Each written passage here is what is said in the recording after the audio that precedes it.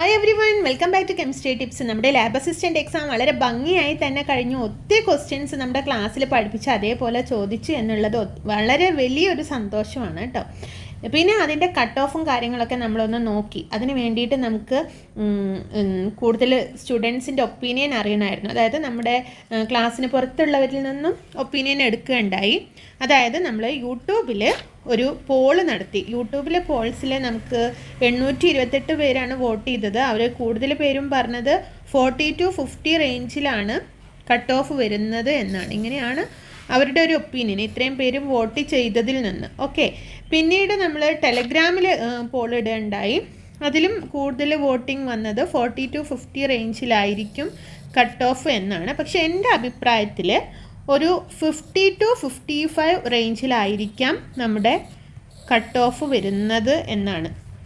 ശരിയാണോ എന്ന് എനിക്ക് പറയാൻ പറ്റില്ല, ഉറപ്പിച്ച് 100% ഉറപ്പ് പറയുന്നില്ലെങ്കിലും ഒരു 51-52 മാർക്കൊക്കെ വരാൻ സാധ്യതയുണ്ട്. 55-ൻ്റെ ഉള്ളിലായിട്ട് കട്ട് ഓഫ് വരാൻ സാധ്യതയുണ്ട്. നിലവിൽ 26 വേക്കൻസിയാണ് നമുക്ക് ഉണ്ടായിരുന്നത്.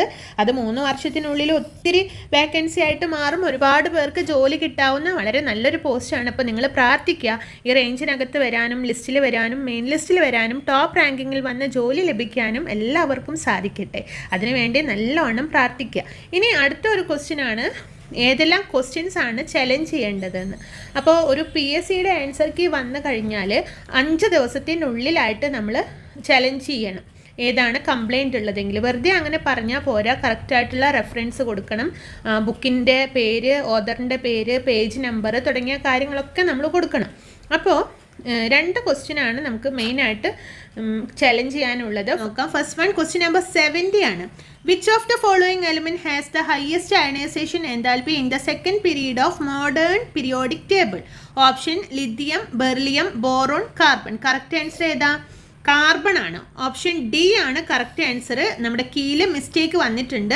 അപ്പോൾ നിങ്ങൾ വെറുതെ അങ്ങ് കൊടുക്കരുത്. റെഫറൻസ് ടൈറ്റിൽ, റെഫറൻസ് ഓതർ, അപ്പം പല ബുക്കിലും ഉണ്ട് റെഫറൻസ്, എങ്കിലും NCERT വളരെ ഭംഗിയായി തന്നെ കൊടുത്തിട്ടുള്ളതുകൊണ്ട് ഇത് നിങ്ങൾക്ക് യൂസ് ചെയ്യാം.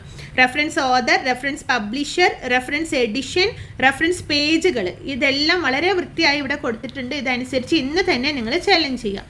Next question, question number 79. Which of the following is not a transition metal? Option vanadium, gold, copper, thallium.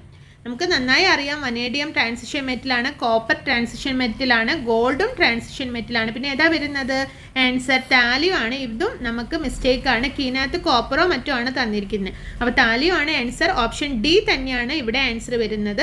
അപ്പോൾ റെഫറൻസ് ടൈറ്റിൽ ഇതിലും നമുക്ക് NCERT കൊടുക്കാം. അതുപോലെ ഓതർ, പബ്ലിഷർ, എഡിഷൻ, പേജ് എല്ലാം ഭംഗിയായി ഇവിടെ കൊടുത്തിട്ടുണ്ട്. അപ്പോൾ എനിക്ക് തോന്നുന്നു നാളത്തോടു കൂടി നമുക്ക് ചലഞ്ച് ചെയ്യാനുള്ള സമയം കഴിയും.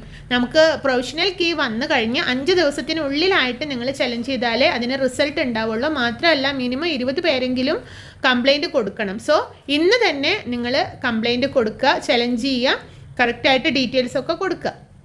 ഓക്കെ, അപ്പോൾ നല്ലൊരു റിസൾട്ട് എല്ലാവർക്കും ഉണ്ടാവട്ടെ എന്ന് പ്രാർത്ഥിക്കുന്നു. ഇനി നമുക്ക് മൈക്രോബയോളജിസ്റ്റിൻ്റെ എക്സാം ആണ് ജൂലൈ 29-ന്. അപ്പോൾ അടിപൊളിയായിട്ട് തന്നെ ക്ലാസ്സുകളൊക്കെ ഉടനെ വരുന്നതാണ്. അതിന് വേണ്ടിയിട്ട് എല്ലാവരും ചാനൽ സബ്സ്ക്രൈബ് ചെയ്യുക.